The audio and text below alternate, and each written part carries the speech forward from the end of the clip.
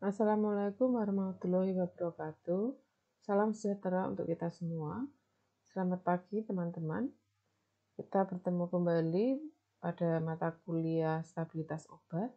Pada pertemuan pertama kemarin kita sudah belajar tentang definisi dari stabilitas obat, kemudian tanggal kadaluarsa dan juga studi tentang stabilitas obat. Nah, hari ini kita akan belajar tentang faktor-faktor apa saja yang akan berpengaruh pada stabilitas obat, juga tentang studi stabilitas obat lebih terinci lagi ya dibandingkan yang minggu lalu. Untuk mengingat materi minggu lalu tentang definisi stabilitas, maka kita akan coba ulangi kembali. Di sini stabilitas ini didefinisikan sebagai kemampuan suatu produk obat untuk bertahan dalam batas spesifikasi yang ditetapkan sepanjang periode penyimpanan dan penggunaan untuk menjamin identitas, kekuatan, kualitas, dan kemurnian dari produk tersebut. Sediaan obat yang stabil adalah suatu sediaan yang masih berada dalam batas yang dapat diterima selama periode penyimpanan dan penggunaan, di mana sifat dan karakteristiknya sama dengan yang dimilikinya pada saat dibuat. Penjelasannya minggu lalu kita sudah belajar tentang apa itu identitas, yang menjamin identitas, kekuatan, kualitas, dan juga kemurnian suatu produk obat atau juga kosmetika. Jenis spesifikasi yang digunakan sebagai batasan pada kadar suatu obat, ya, ini ada 3. Yang pertama adalah spesifikasi rilis. Ini merupakan spesifikasi yang harus dipenuhi pada waktu pembuatan. Misalnya 95-105%. Ini persentase kadar yang ditetapkan oleh industri farmasi berdasarkan pustaka, yaitu Farmakope Indonesia, misalnya yang berlaku di Indonesia, ya. Sehingga selama dalam pembuatan kadar suatu zat aktif di dalam suatu obat ini dikatakan memenuhi persyaratan dan bisa dikatakan rilis untuk kadar suatu obat itu jika berada pada rentang konsentrasi 95-105%. Kemudian yang kedua adalah spesifikasi periksa atau spesifikasi waktu simpan atau spesifikasi umur produk. Ini merupakan spesifikasi yang harus dipenuhi sepanjang waktu simpan suatu produk obat. Misalnya, rentangnya adalah 90-110%. Ini adalah spesifikasi waktu simpan atau umur produk, di mana toleransi ini 90-110% ini dari etiket yang tertulis di dalam kemasan suatu produk. Nah, ini adalah toleransi kadar yang diizinkan. Kemudian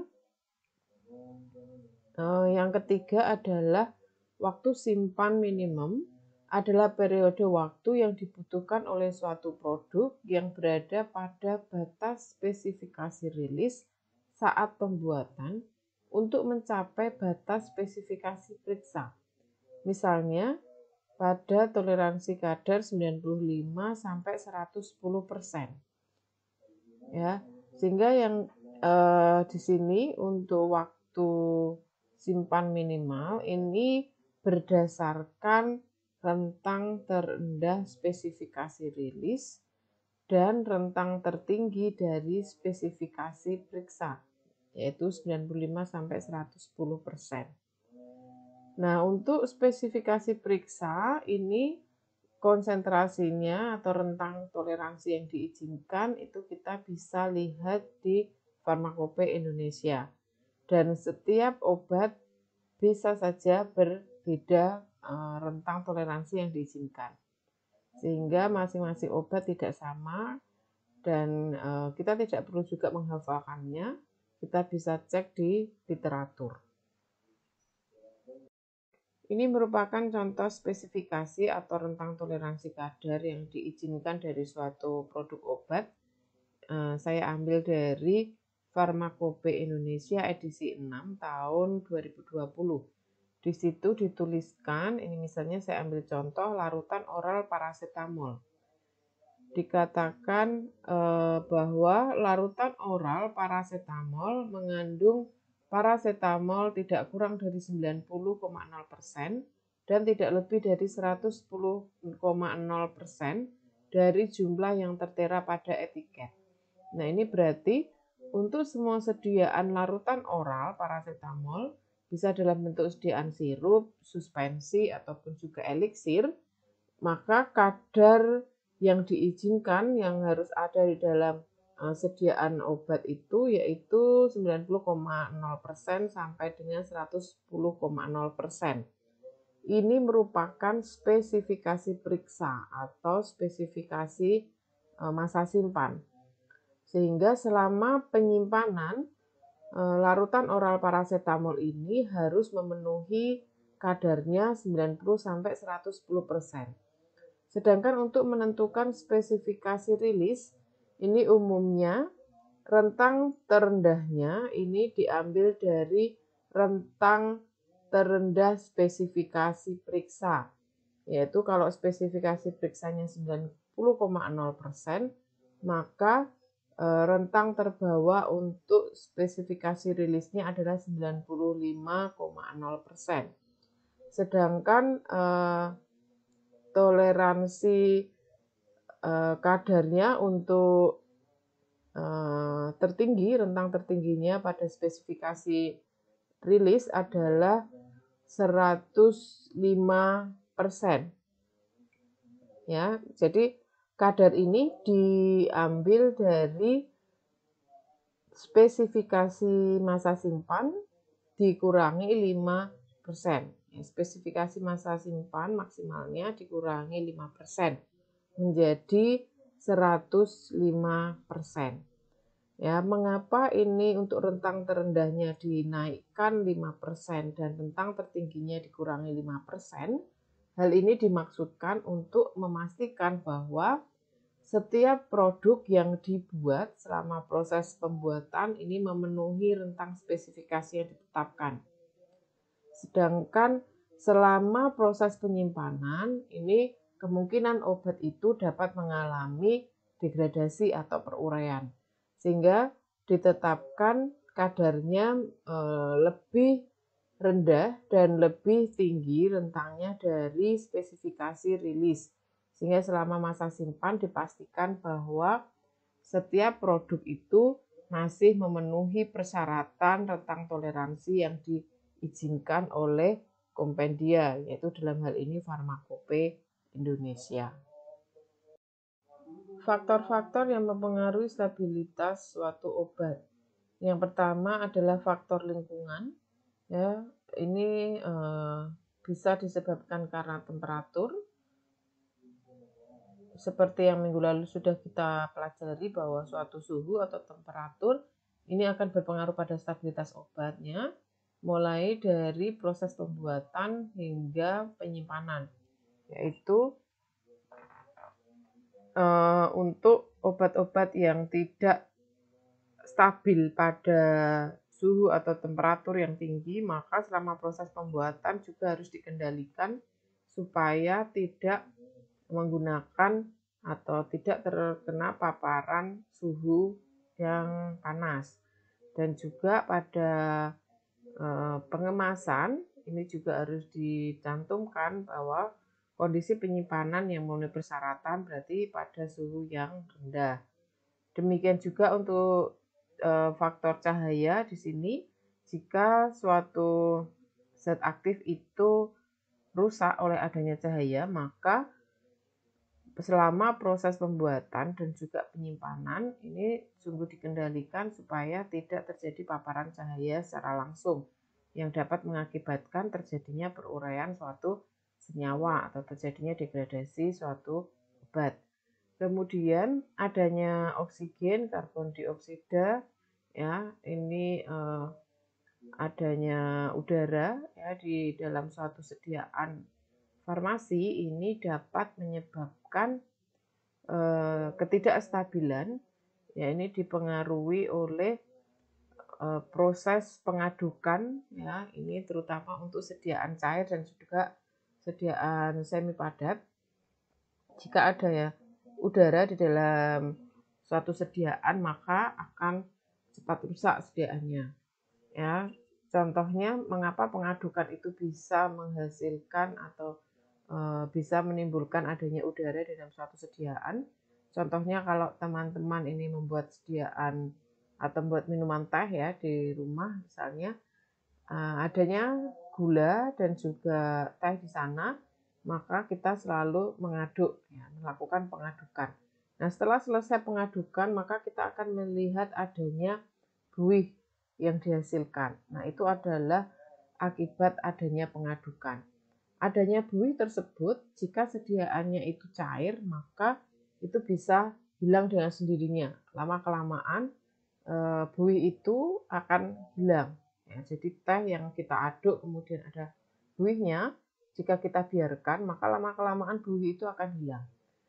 Tetapi jika sediaan itu sangat kental, misalnya dalam sediaan suspensi atau emulsi, atau juga pada sediaan semi padat, adanya udara di dalam sediaan itu menyebabkan cepatnya senyawa yang ada di dalamnya itu terdegradasi.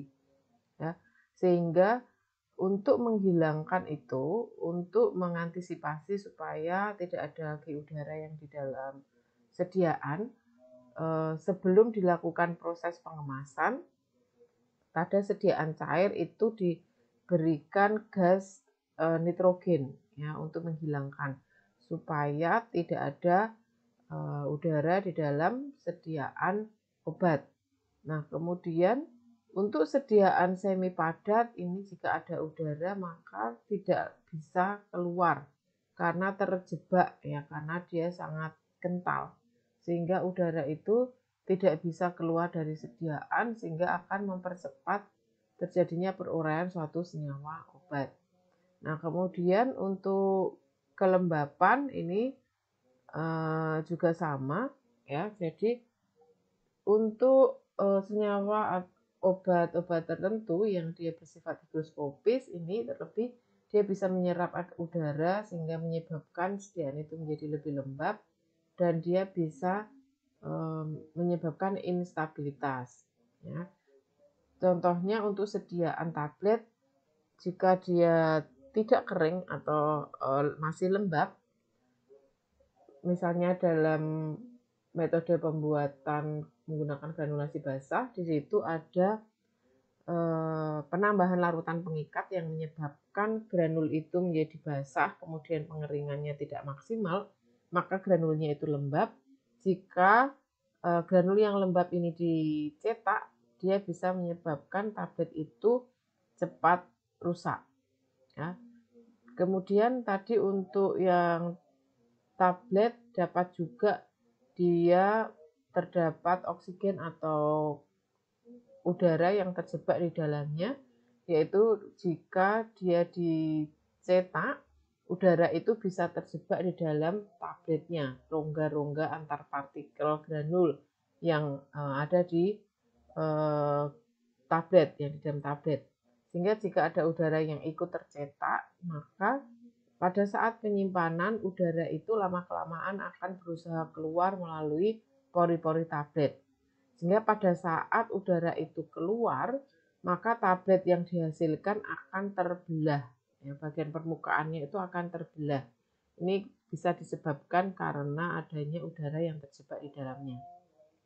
Kemudian untuk obat atau eksipien di dalam sediaan ini juga bisa berpengaruh pada stabilitas obat, yaitu ukuran partikel. Nah, ukuran partikel obat ini bisa mempengaruhi kestabilan, terutama pada proses pembuatan.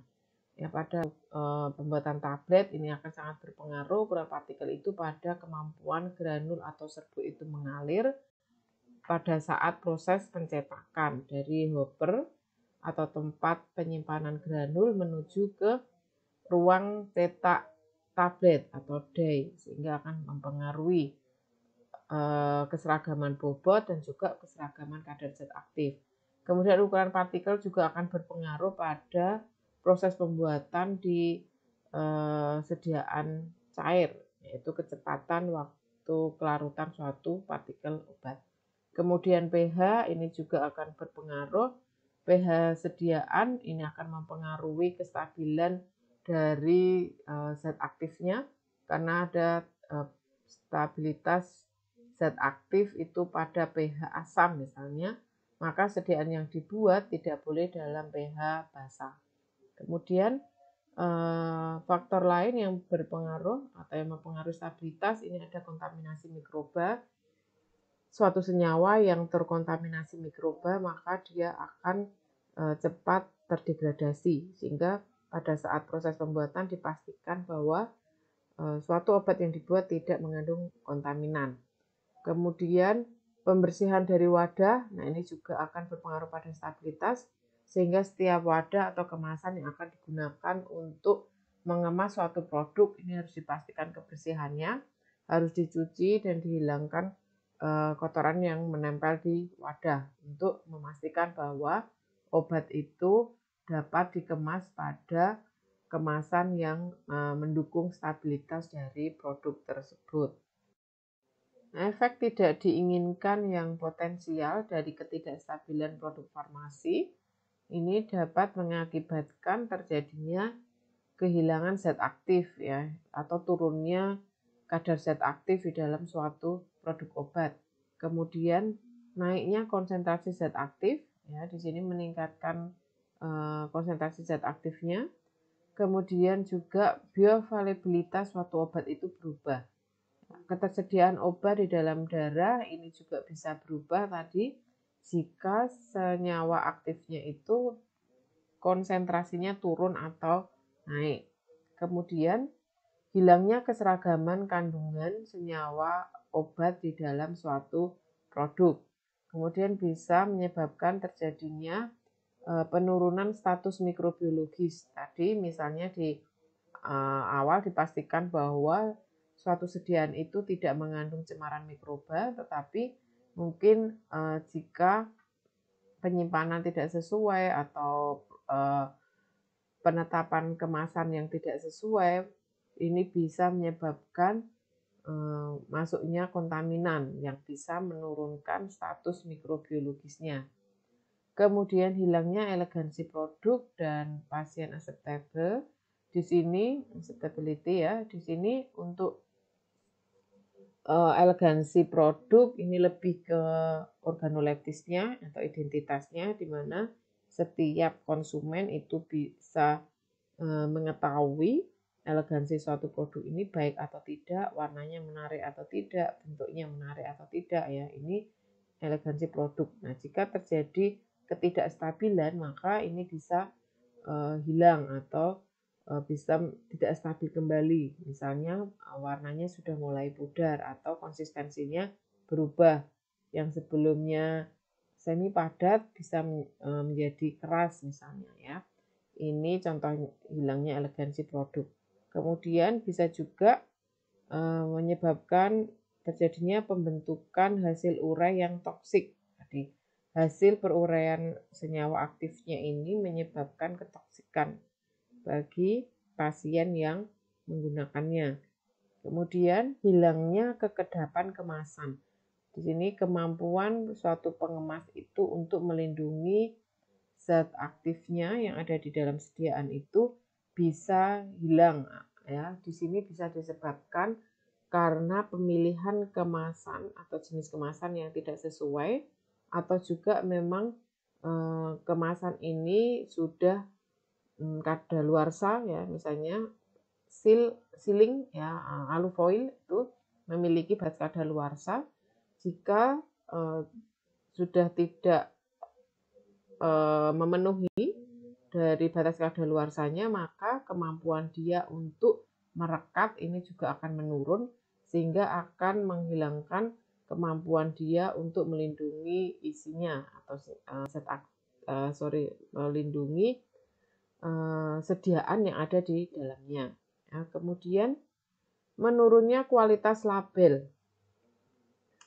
Maksudnya di sini kemampuan melekat suatu label atau etiket pada kemasan itu juga penting ya, karena di situ berisi informasi terkait produk yang ada di dalamnya.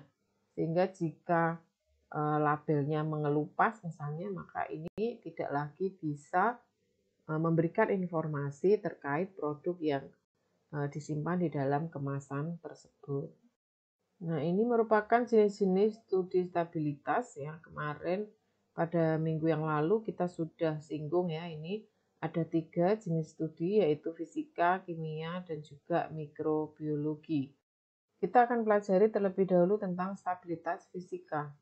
Stabilitas fisika ini menyiratkan bahwa formulasi tidak berubah secara total sepanjang umur simpannya dan belum mengalami perubahan total dalam penampilan, sifat organoleptik, kekerasan, kerapuhan, ukuran partikel, dan lain-lain. Jadi di sini suatu sediaan itu dilihat dari fisiknya itu tidak mengalami perubahan, maka itu dikatakan stabilitas fisiknya memenuhi persyaratan. Ya. Nah, hal ini penting karena stabilitas fisika ini akan mempengaruhi estetika farmasetik atau pemberian sediaan farmasetika elegan. Ya. Di sini untuk memastikan bahwa sediaan itu secara kasat mata, secara organoleptis dia memenuhi persyaratan. Tadi dari warnanya misalnya, kemudian konsistensinya, baunya atau aromanya, ya, rasanya. Nah, ini akan mempengaruhi estetika farmasetik. Kemudian dapat juga mempengaruhi keseragaman kandungan obat. Jika dia konsistensinya sudah berubah atau juga warnanya, rasanya yang berubah, maka ini bisa mempengaruhi keseragaman kandungan obat yang ada di dalam sediaan. Kemudian kejernihan sediaan cair ini juga bisa berpengaruh. Misalnya di awal organoleptisnya adalah cairan yang jernih. Ya.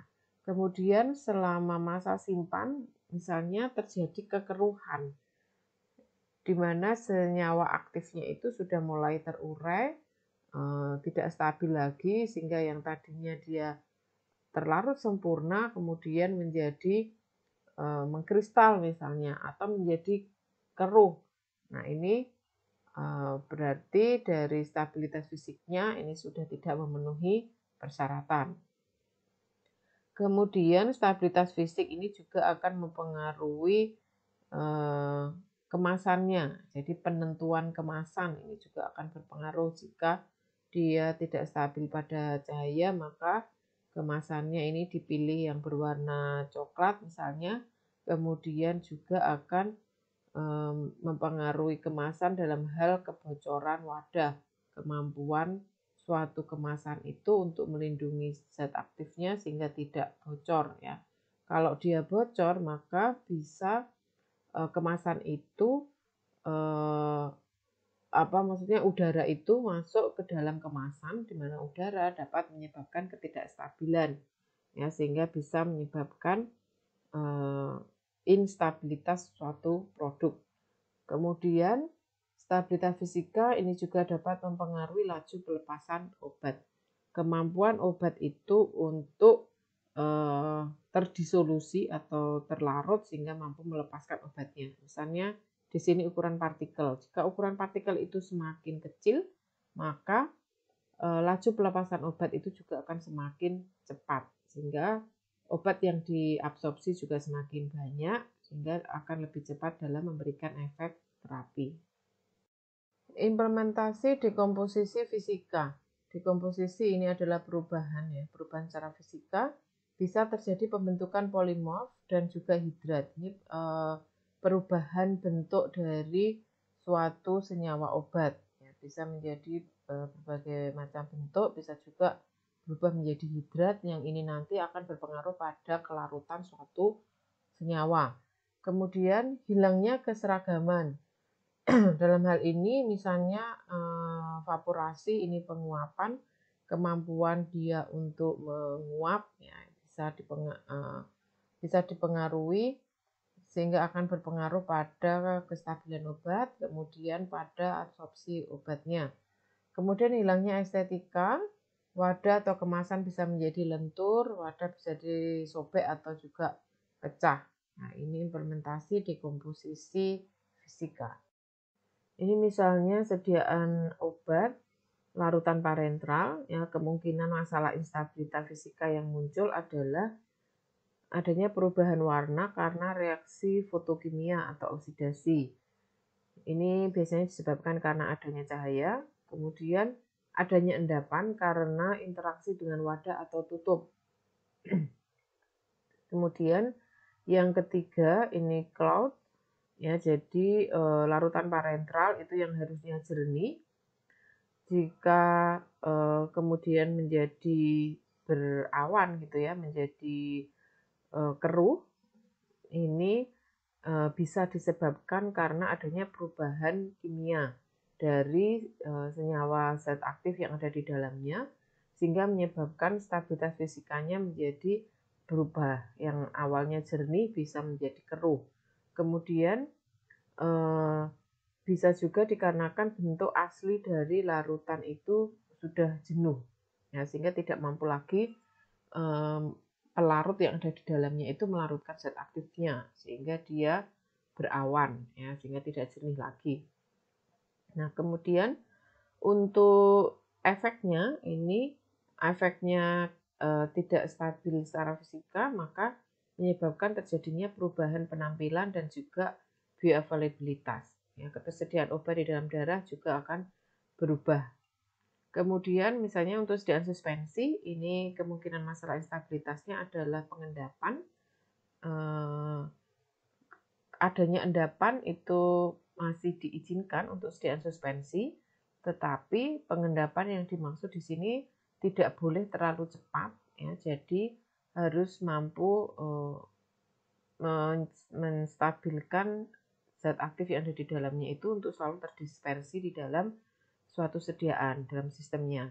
Nah, misalnya pun terjadi pengendapan, endapan yang terbentuk itu tidak boleh terbentuk cake, ya, tidak boleh terjadi caking, sehingga adanya endapan itu harus mudah terdispersi. Dengan penggojokan ringan, endapan itu bisa terdispersi kembali di dalam sistem yang ada di dalam suspensi tersebut. Kemudian bisa juga terjadi pembentukan kristal, ya, karena larutannya jenuh, itu senyawa itu bisa menjadi membentuk kristal, ukuran partikelnya dia menjadi lebih besar. Nah, efeknya jika terjadi hal tersebut maka dapat menyebabkan kehilangan keseragaman kandungan obat karena tidak terdispersi dengan baik, maka keseragaman kandungan obatnya juga akan berubah atau hilang. Kemudian juga menyebabkan terjadinya perubahan penampilan secara fisika. Kemudian untuk sediaan emulsi, permasalahan instabilitasnya bisa creaming atau juga coalescence. Di sini terjadi pemisahan, ya, di mana emulsi kita ketahui ada fase minyak dan fase air. Adanya emulgator itu dapat mencampurkan antara fase air dan fase minyak. Jika secara fisika dia itu sudah tidak stabil, maka emulsi itu bisa mengalami pemisahan atau dikatakan emulsi itu pecah. Bisa berefek pada kehilangan keseragaman kandungan obat dan juga kehilangan elegansi atau organoleptisnya dia akan berubah. Kemudian untuk sediaan semisolid, ini instabilitasnya, ya, bisa mengalami perubahan dalam ukuran partikel, ya. Ukuran partikel yang harusnya dia misalnya semua basisnya ini terlarut, ini bisa menyebabkan menjadi gumpalan, ya, sehingga bisa mengubah konsistensinya juga, di mana awalnya semi padat bisa menjadi keras. Kemudian untuk semi solid yang misalnya sediaan itu krim, ya bisa terjadi caking atau juga coalescence di mana dia mengalami pemisahan. Ya, selanjutnya bisa juga mencair. Nah, ini misalnya sediaan gel bisa mengalami terjadinya sineresis, ya, keluarnya air dari sediaan gel. Kita bisa perhatikan kalau kita membuat sediaan Nutrijel misalnya, ya, kemudian tidak langsung habis, bisa disimpan di lemari es 2 atau 3 hari. Nah, setelah 2 atau 3 hari tersebut, sediaan ini akan mengeluarkan cairan. Itu namanya sineresis.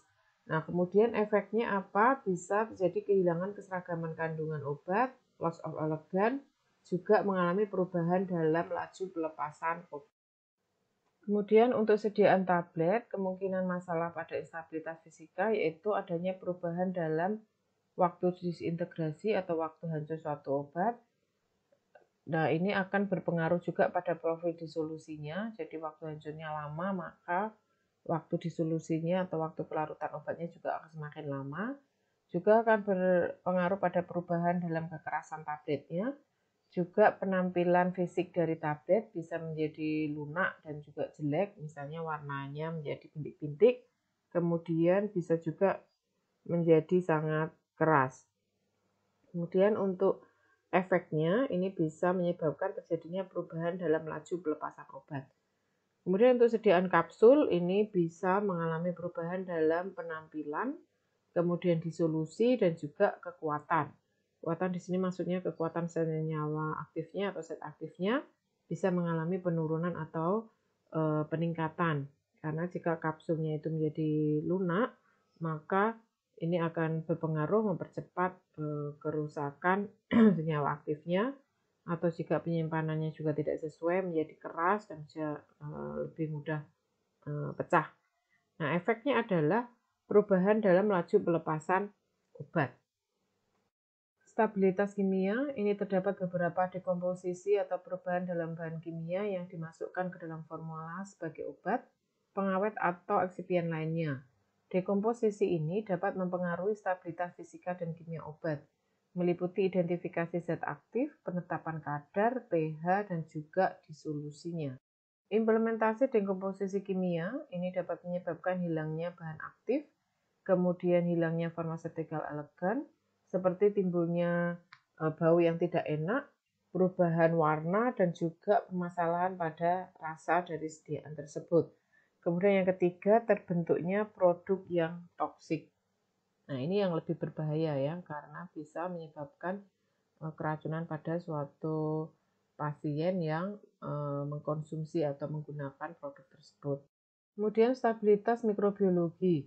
Ini menunjukkan bahwa sediaan tidak mengalami beberapa serangan mikroba dan juga memenuhi standar sehubungan dengan berkurangnya kontaminasi atau sterilitas. Nah, untuk stabilitas mikrobiologi ini akan sangat dipengaruhi oleh proses sterilisasi pada saat proses pembuatan sediaan. Ya, degradasi atau kontaminasi mikroba ini dapat terjadi pada obat-obat injeksi, produk obat mata, produk kosmetika, dan juga alat-alat bedah. Nah, untuk obat injeksi dan obat mata ini memang harus dalam kondisi yang steril. Ya, penggunaannya karena masuk ke dalam jaringan kulit parenteral untuk obat injeksi, dan untuk obat mata ini juga diaplikasikan pada mata sehingga hukumnya wajib untuk steril. Juga termasuk alat-alat bedah yang akan digunakan untuk proses operasi di rumah sakit ini harus disterilisasi. Juga untuk produk-produk kosmetik tertentu ini juga harus dibuat secara steril. Upaya pencegahan kontaminasi terhadap sediaan selama penyimpanan ini dapat dilakukan dengan merancang wadah yang sesuai. Jadi pemilihan wadah misalnya dari penentuan apakah botol kaca atau juga botol plastik misalnya, ya. Kemudian biasanya menggunakan wadah dosis tunggal, ya. Nanti teman-teman bisa cek apa itu dosis tunggal, wadah dosis tunggal, kemudian kedap udara dan seterusnya. Di farmasetika dasar mestinya sudah diberikan, ya. Teman-teman bisa cek kembali di Farmakope Indonesia. Kemudian menuliskan kondisi penyimpanan yang tepat pada label kemasan suatu produk obat, sehingga itu harus diikuti untuk kondisi penyimpanannya. Kemudian yang keempat, dapat menambah senyawa antimikroba sebagai bahan pengawet. Jadi setiap sediaan obat ini pasti mengandung bahan pengawet ya umumnya untuk meningkatkan stabilitas dari sediaan selama penyimpanan. Pengemasan dan stabilitas. Wadah langsung atau kemasan primer ini adalah kemasan yang langsung kontak dengan sediaan. Jadi kalau misalnya itu sediaan cair, maka kemasan primernya adalah botol. Jika itu tablet dibuat dalam bentuk strip, maka alufoil atau stripnya itu merupakan kemasan primer.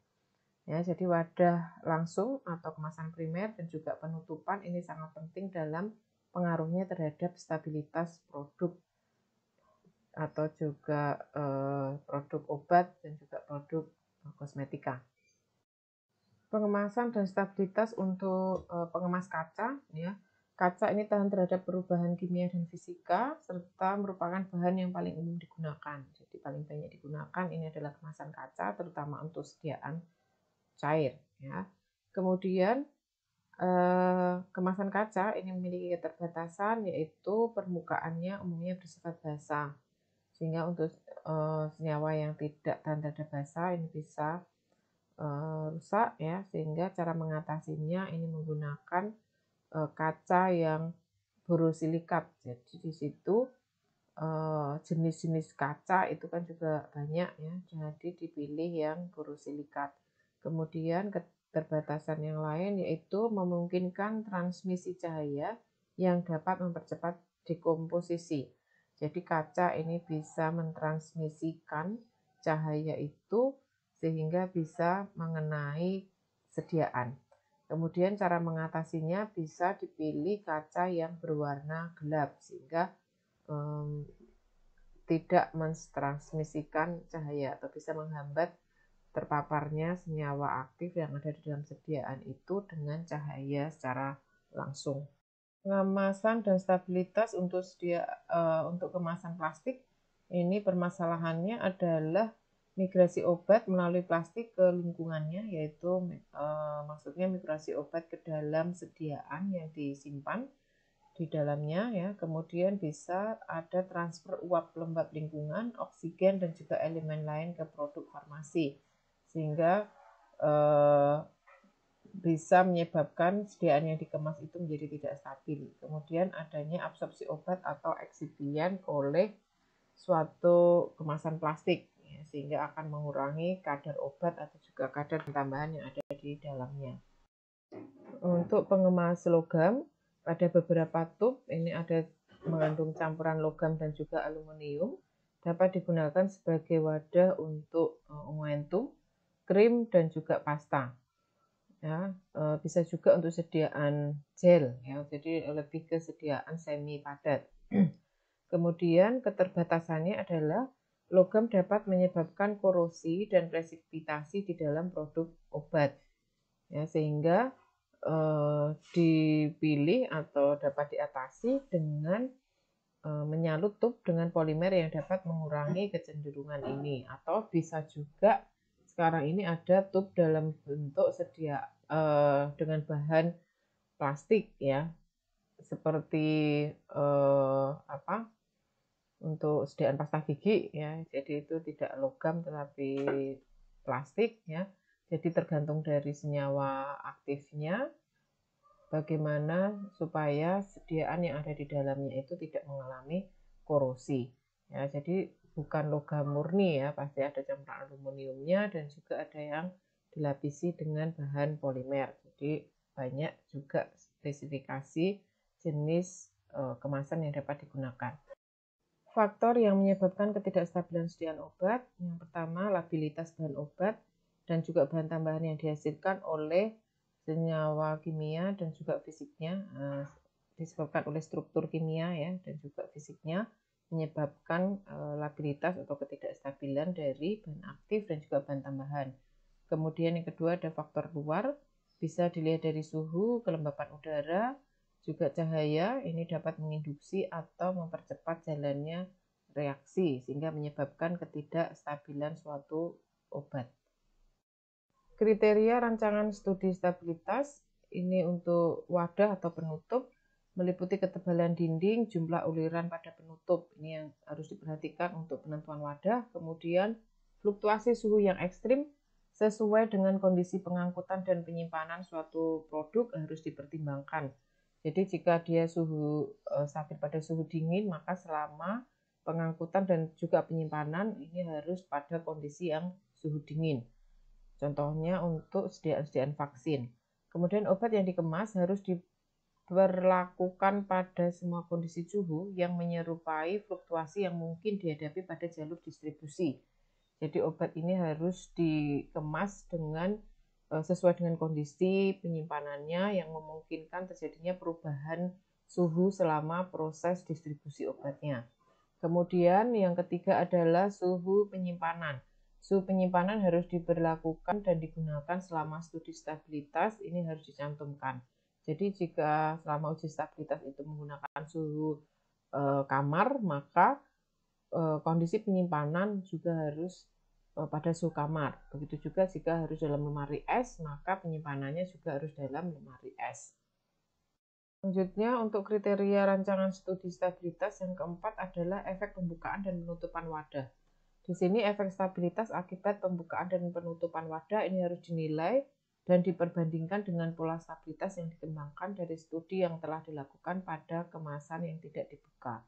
Karena nanti dalam proses penggunaan begitu obat itu dibuka tidak segera habis ya, sehingga harus dipelajari atau dilakukan pengujian bagaimana jika wadah itu sudah dibuka apakah masih mampu menjaga stabilitas dari suatu obat yang ada di dalamnya. Kemudian yang kelima adalah kualitas mikrobial.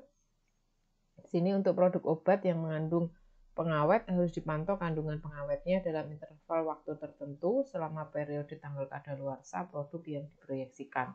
Apabila kuantitas minimal dari pengawet yang dipakai untuk mencapai pengendalian efektivitas mikroba telah ditentukan, maka penetapan kimiawi ini cukup memadai, sehingga dapat memastikan bahwa bahan pengawet yang digunakan ini mampu menjaga stabilitas suatu sediaan, sehingga status mikrobialnya tidak mengalami penurunan. Kriteria rancangan studi stabilitas yang keenam adalah degradasi produk, di mana informasi yang harus dicantumkan meliputi struktur kimia, referensi silang terhadap setiap informasi yang ada tentang efek biologis dan efek lain yang bermakna, prosedur isolasi dan pemurnian, mekanisme pembentukan termasuk order reaksi, sifat fisika dan kimia, spesifikasi dan petunjuk uji keberadaan pada tingkat konsentrasi yang disyaratkan, dan juga indikasi ada tidaknya aksi farmakologi.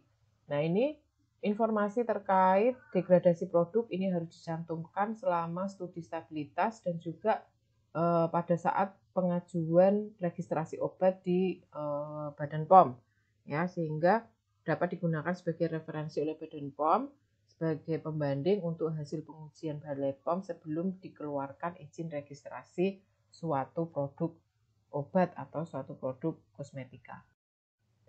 Demikian materi P2 tentang stabilitas obat, dari mulai faktor-faktor yang mempengaruhinya hingga studi stabilitas.